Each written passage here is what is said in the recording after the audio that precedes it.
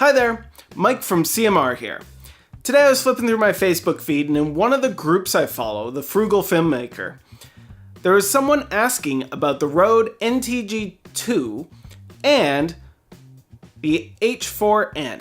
A lot of the comments from other people were that mic doesn't work with that recorder because the recorder doesn't have strong enough mic preamps. Now, I sat there thoroughly confused because an H4n with an NTG2 is exactly the setup I've used at work for the last 5 years without a hiccup.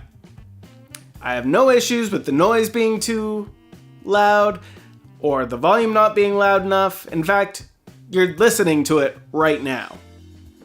This is literally... yeah. So, I figured I've worked with this setup for so long, maybe I'm doing something different than everyone else. And thus, I don't have a problem, but other people do. Today I'm going to challenge my inner Mythbuster. Looking at you, Adam Savage.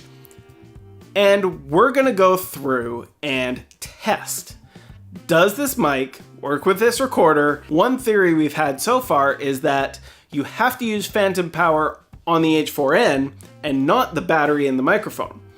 I don't use it that way because I'm normally in a studio and power is easy to get to. I usually actually have this plugged into the wall, so phantom power is no big deal. I haven't needed the battery. Well, let's test it out and see what happens. For this experiment, I'm going to take the Rode NTG2 shotgun mic and place it close to this fan. My friendly neighborhood fan here is going to spin and give us a white noise generator, basically. That way we don't have any issues with artificially throwing off using voice. Removes a lot of the subjective aspect as well. With the recorder, before we get started, I'm just going to do a factory reset. That way I know I'll be starting from the same baseline as everyone else. So, let's get to the testing.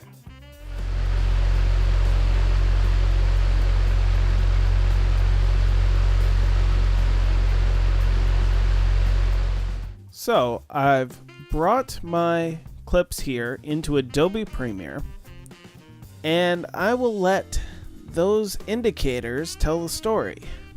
Essentially, we've got the first two green spikes at about minus 12.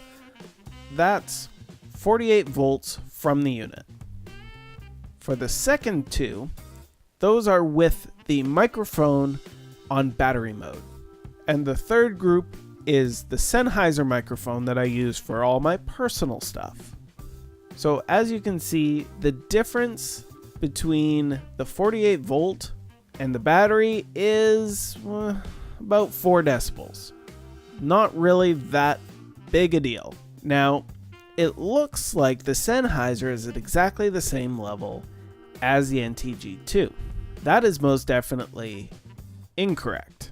It's adjusted to the same level, but I actually had to adjust the H4n from 80 for the NTG2 down to 40 for the Sennheiser.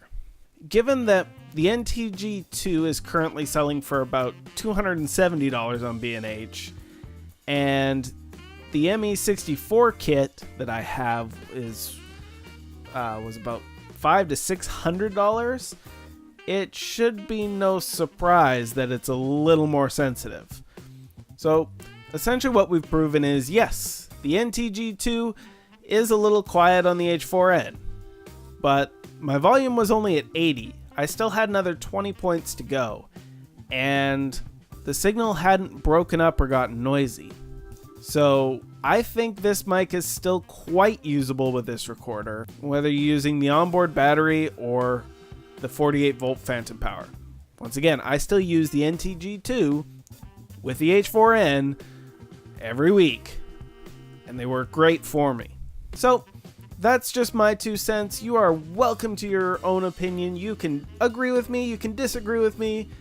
You are welcome to post both in the comments below or back on the Facebook group. I still think you're an awesome person, whether you think I'm an idiot or you think I'm awesome, so don't worry too much about that.